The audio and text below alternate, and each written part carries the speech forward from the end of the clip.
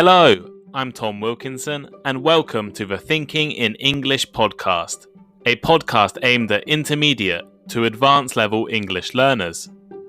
In this episode of Thinking in English, I want to talk about declining populations. In many wealthy countries, fewer children are being born, which could have serious social and economic consequences in the future. So, how do you make people have more children? But first, why not follow the Thinking in English Instagram page, Thinking in English podcast, or link is in the description. It's full of great vocabulary content, and you definitely should look at our blog, thinkinginenglish.blog, for all of our transcripts and bonus content. Here is today's vocabulary list. As always, the written list is available in the description of the podcast and also on our blog, thinkinginenglish.blog. To anticipate. To anticipate. This means to imagine or expect something will happen. For example, we don't anticipate any troubles. To shrink. To shrink. To shrink means to become smaller, as in, your sweater will shrink if you wash it at too high a temperature. Fertility. Fertility. Fertility is the quality of being able to produce young or to have children. For example, she was prescribed fertility drugs to help her have children. Contraception. Contraception. Contraception is any of the various methods intended to prevent a woman from becoming pregnant, including condoms and the pill. For example, that clinic offers free contraception. Innovation. Innovation. Innovation is a new idea or method, or the use of new ideas and methods. For example, he is selling the latest innovation in computer technology. Affordable. Affordable. Not expensive. For instance, that shop sells very affordable clothes. Flexible. Flexible. If something is flexible, it is able to be changed or to change itself easily, according to the situation. As in, my schedule is very flexible. And finally, immigration. Immigration. Immigration is the act of someone coming to live in a different country. As in, immigration increased by 25% last year.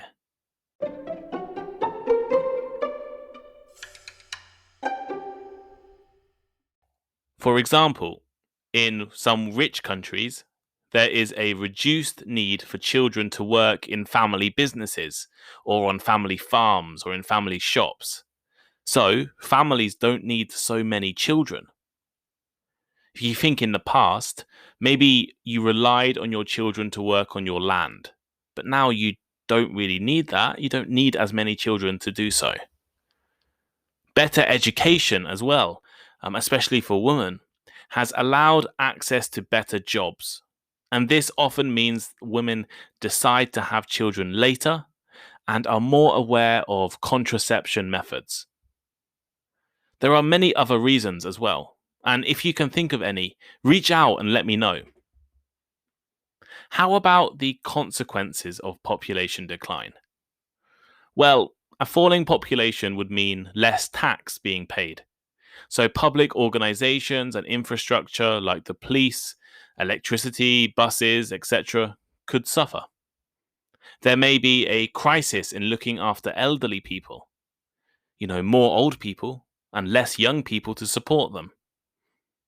Innovation and change is normally brought by younger people with new ideas, so less young people could mean less innovation in an economy. The USA and China are not the only countries facing these problems, and they are only just beginning to experience the effects of population decline. Japan, South Korea, Taiwan, and many Western European nations have been facing low fertility rates for many years now, so they could potentially learn from the experiences of other countries that have been trying to increase fertility. Some countries, like Russia, have tried to pay people to have children. But these policies don't often work without a strong system to support families.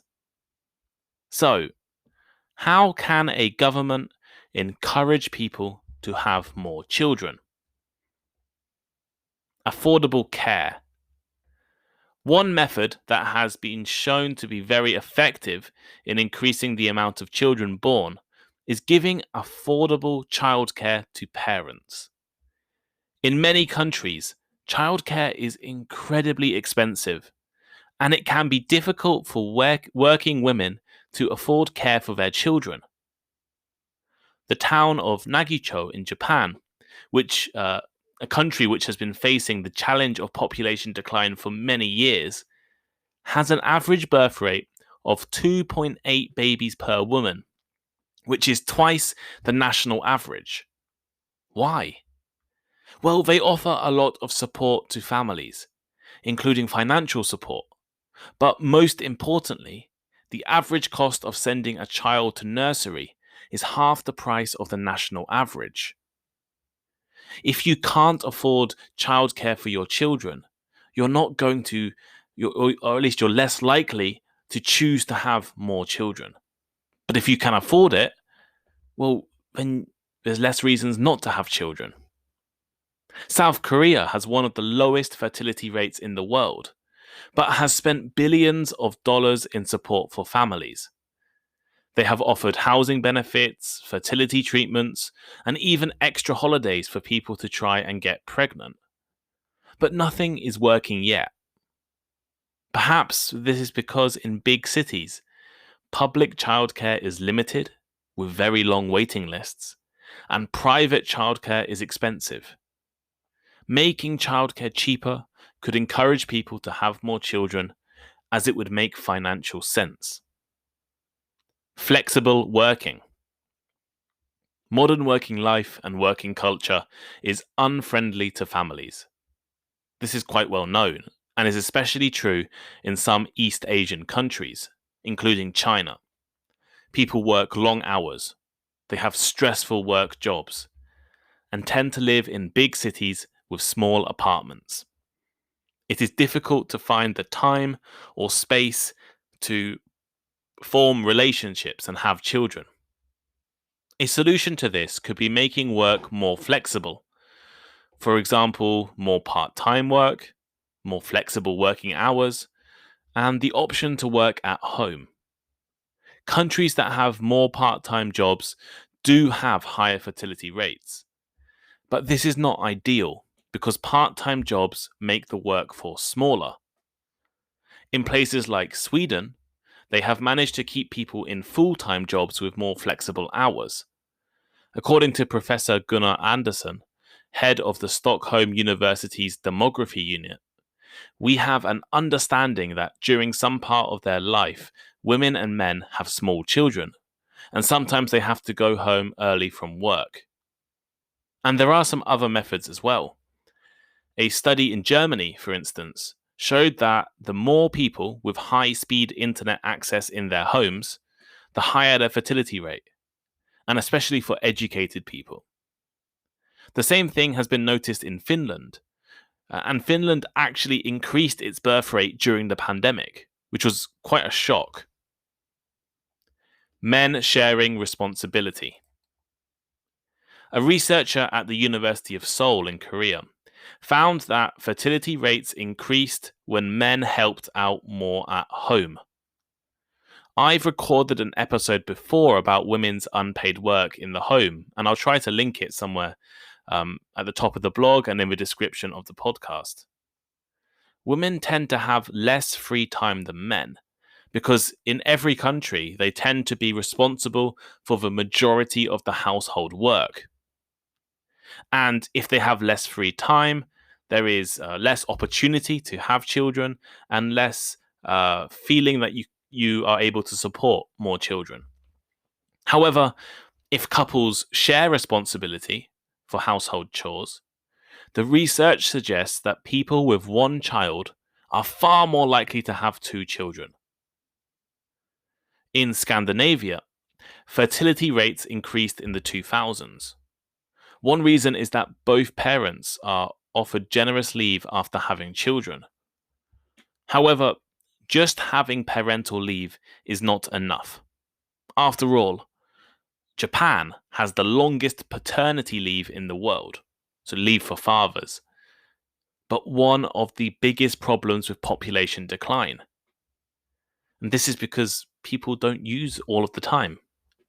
What is important is that men use as much leave as possible, and they use their leave to look after their children. If fathers are involved in the care of their children, it is proven that couples are more likely to have more children. But does it really matter if fertility rates are low? Well, not necessarily. Think about Western Europe. Fertility rates have been lower than 2 in Western European countries for about 40 or 50 years. And remember that women need to have more than 2 children on average for a population to grow or stay the same. However, the populations in Western Europe have continued to grow. How? How can they grow if the fertility rates is decreasing?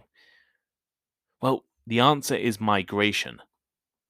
Immigration from other parts of the world has allowed the population to keep increasing. And for the USA, which is a country of immigrants, this will be a similar situation.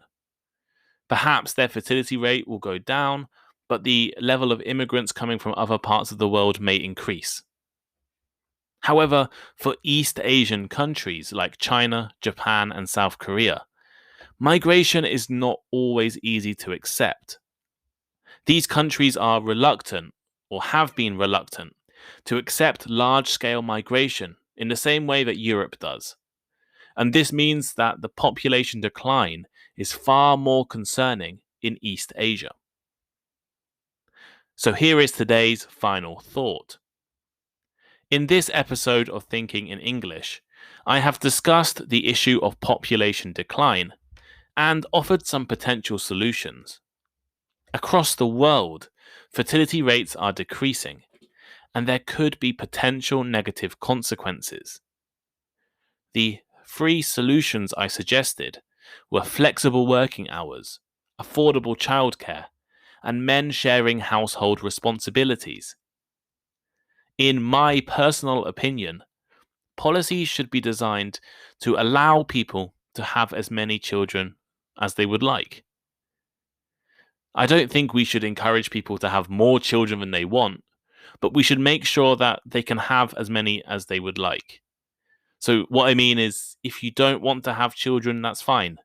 If you want to have 5 children, that's fine. But it shouldn't be too difficult, too expensive, or too inconvenient to have children. What do you think? How about in your countries?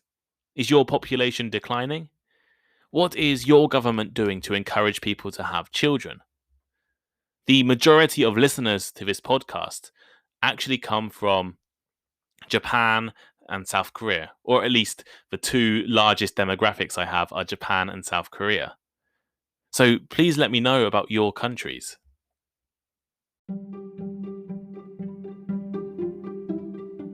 Thank you for listening to today's episode of Thinking in English.